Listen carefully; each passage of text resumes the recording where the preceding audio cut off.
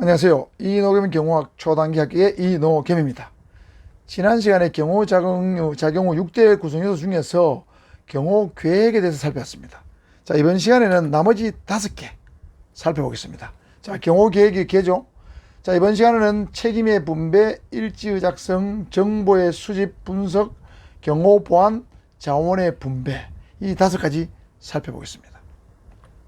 먼저 책임의 분배입니다. 경호는 자기 담당구역 책임 원칙에 따라서 각자의 책임이 명확하게 나눠져야 됩니다.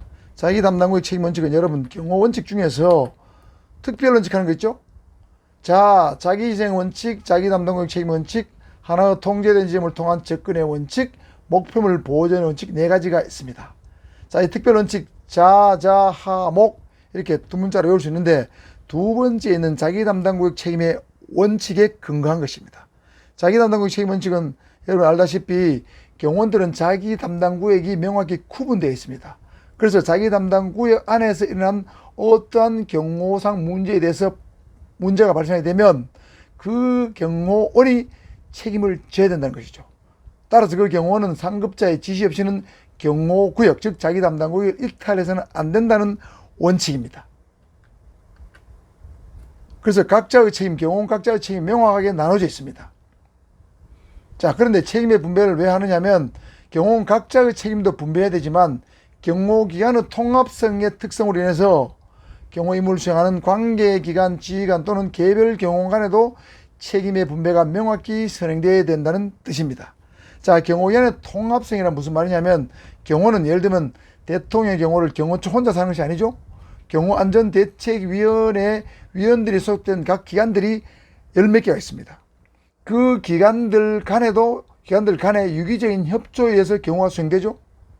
그래서 그 여러 기관이 통합해서 여러 기관이 동시에 경호 업무를 수행하기 때문에 만일에 문제가 생겼을 때 누가 책임을 질 것인가 애매합니다.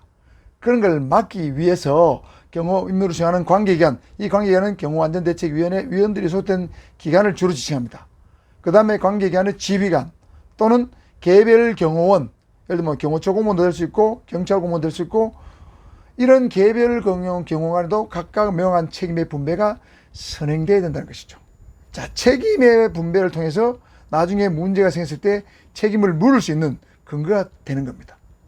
또 책임의 분배를 통해서 자기 담당구에서는 명확하게 자기 임무를 수행할 수도 해주고 또 기관별로 자기가 맡은 분야의 어떤 업무에 대해서는 그 기관이 책임지고 경호 업무를 수행해야 된다는 어떤 책임의식을 부여하는 목적도 이 내용에 들어있다고 보셔야 됩니다. 자, 경호기관의 통합성과 관계 있는 경호작용의 6대 구성요소는 책임의 분배다. 이거 주의하시고요. 그 다음 우선순위입니다.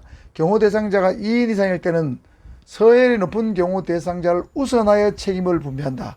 예를 들면 대통령과 국회의장이 동시에 행사를 참석했다고 가정하면 대통령은 경호처 경호 대상, 국회의장은 경찰 경호 대상이지만 서열이 높은 사람은 대통령이죠. 그리고 책임을 분배할 때 대통령과 국회의장이 동시에 참석할 때는 총괄적으로 경호처장이 전체 경호의 책임을 지게 된다는 뜻이 되겠습니다. 자,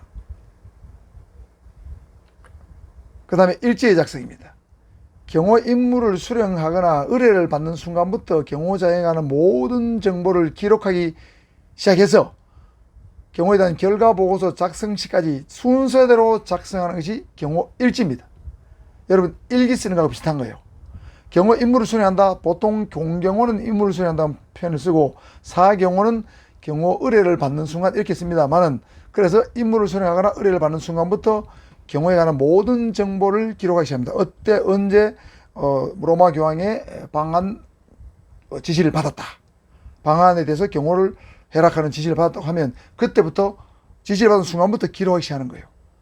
그래서 실제로 경호를 하고 그 다음에 경호가 끝난 다음에 문제점에 대해서 토론을 거쳐서 결과보고서를 작성할 때까지 시간의 순서대로 작성하는 것이 경호 일지 작성입니다. 자, 경호 일지 작성하는 이유는 뭡니까? 다음 경호에 보다 더 잘 대처하기 위해서 일지를 작성하는 겁니다. 네 번째, 경호 첩보 정보의 수집입니다. 자, 이거는 경호에 위해를 가할 수 있는 인적, 물적, 지리적 위요소를 사전에 수집, 분석, 전파해서 전파는 각 기관이겠죠. 대상자의 신변 안전을 보호하려는 사전 예방 경호 활동 중에 하나입니다. 자, 인적, 물적, 질적 위해서는 안전 대책 자격에 나옵니다. 자, 인적 위해서는 사람이죠. 경호의 위해를 가하는 사람입니다. 주로 안전대책 경계 인물로 표현되는 인적 위해서입니다. 예를 들면 시국의 불만자, 그렇죠? 시국 불만자, 정신질환자, 공격형 정신병자, 뭐 이런 사람들은 안전대책 경계 인물이기 때문에 이 사람에 대한 정보를 수집해야 됩니다. 블랙리스트죠, 일종의. 물적 위해서는 경호의 대상자의 위해를 가할 수 있는, 직접 위해를 가할 수 있는 위험물, 총포 화약 같은 거죠. 기타 인공물, 자연물 같은 것은 물적 위해 요소입니다. 여러분, 지난번에 보스턴 마라톤 대회에서 폭발물이 터졌죠. 압력밥솥 대 폭발물이 터졌습니다. 이건 일종의 인공물이죠. 인공물이요. 자, 이런 것들을 물적 위해라고 볼 수 있습니다. 그 다음에 지리적 위해서는 행사장이나 연도 주변에 어떤 위해를 가할 수 있는 지형이나 환경을 말합니다. 지형이나 환경, 예를 들면 교량 위험합니다. 터널 위험하죠. 그 다음에 도로 곳곳에 걸려있는 광고물, 이런 것들은 다 지리적 위해소가 되겠습니다. 이러한 위해소에 대한 정보를 수집 분석해서 대상자의 신변 안전을 도모하는 사전 예방 경호 활동, 이것이 정보 첩보 수집입니다. 다섯 번째, 보안유지입니다. 경호 보안유지죠. 보안유지란 말은 뭔가 중요한 사실이 바깥으로 새어나가지 않도록 철저히 비밀을 유지하는 것이 보안유지죠. 어떤 것이 보안 대상이냐? 경호 대상자, 그 다음에 경호 대상자를 수행하는 수행원, 행사의 세부 일정, 예를 들면 출발, 도착, 일시, 이동 경로, 이동 수사 수단, 즉 대상자의 출발, 도착, 일시, 이동 경로, 이동 수단을 말합니다. 그 다음에 경호, 경비 상황입니다. 인력과 장비 같은 거. 이런 중요한 보안 사항은 알 사람 알아야 되겠죠? 즉 인가된 자 외에는 외부로 유출되지 않아야 된다는 것이 보안 유지입니다. 여섯 번째, 경호 자원의 분배입니다. 자, 여기서 경호 자원이란 것은 경호 인력과 경호 장비와 경호에 관련된 유관 협조 기관을 말합니다. 주로 인력과 장비인데, 인력과 장비 유관 기관을 얼마나 동원할 것인가, 이게 자원의 분배입니다. 즉 자원 동원의 규모를 결정하는 것이 자원의 분배입니다. 자원의 분배에 영향을 미치는 요소는 이 빨간 글씨입니다. 경호의 지속 시간. 자, 지속 시간이 길면 길수록 인력 장비 협조 기간이 많아지겠죠. 대중의 노출 정도가 클수록 인력 장비 협조 기간이 규모가 커집니다. 위협의 등급이 높을수록 많이 동원해야 됩니다. 지리적 특성, 지리적으로 위험한 곳이다, 예를 들면 개방된 곳이다, 개방된 곳에서 행사할 경우는 더욱더 많은 경호 자원이 필요합니다. 그래서 경호 지속시간, 노출 정도, 위협의 등급, 지리적 특성, 네 가지 요인이 주로 자원 분배에 영향을 미치는 요소가 되겠습니다. 그래서 일반적으로 행사장 경우는 연도 경우나 숙소 경우보다 많은 자원의 분배가 필요합니다. 왜? 행사장 경우는 대체로 지속시간이 길고 대중의 노출 정도로 크고 위협 등급도 높고 지리적 특성이 오픈된 공간이 주로 많기 때문에, 그래서 일반적으로 많은 자원이 분배되는데 반드시 그렇다는 뜻은 아닙니다. 일반적으로 그렇다는 뜻이 되겠습니다. 자, 아시겠죠? 자, 그래서 경호 자원 중에서 경호 인력 배치 시 고려사항 내지 주의사항을 한번 살짝 살펴보면, 주변 환경을 고려하여 취약하다고 판단되는 곳은 인력을 중점적으로 배치한다. 취약한 곳은 중점 배치한다.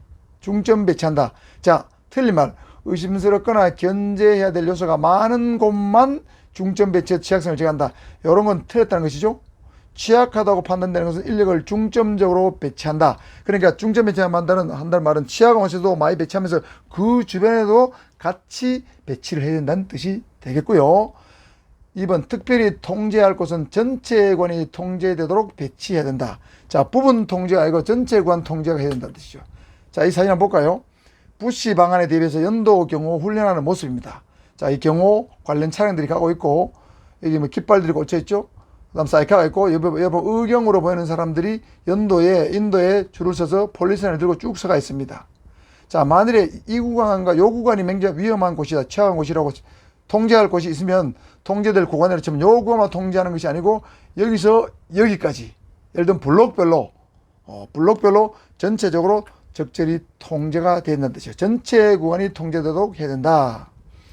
세 번째, 피경호자를 직시할 수 있는 고층 건물이나 감제고지를 완전히 장악한다. 자, 고층 건물 감제고지. 감제고지는 행사장이 내려다 보이는 높은 고지를 말합니다. 자, 그래서 광화문에서 로마 교황이 왔을 때 거기에 고층 건물이 많이 있죠. 고층 건물 옥상부터 건물 행사장이 보이는 것 전부 다 통제를 했습니다. 커튼을 칠하고 사람이 내려다보지 못하도록 했습니다. 자, 고층 건물과 감제고지를 완전히 장악하는 것도 경호 인력 배치 시 주의사항이 되겠습니다. 자, 보다시피 이렇게 실제 연도 경호의 모습이죠. 의경들이 이렇게 서가 있죠. 서가 있고 감독자로 보이는 사람이 있고 시민들이 쭉 한쪽을 보고 있습니다. 아마 어떤 행렬이 지난 걸 보고 있겠죠. 자, 이렇게 인력을 적절히 배치해서 통제를 하고 있죠. 자, 이것이 경호 자원의 분배다. 이렇게 보시면 되겠고요.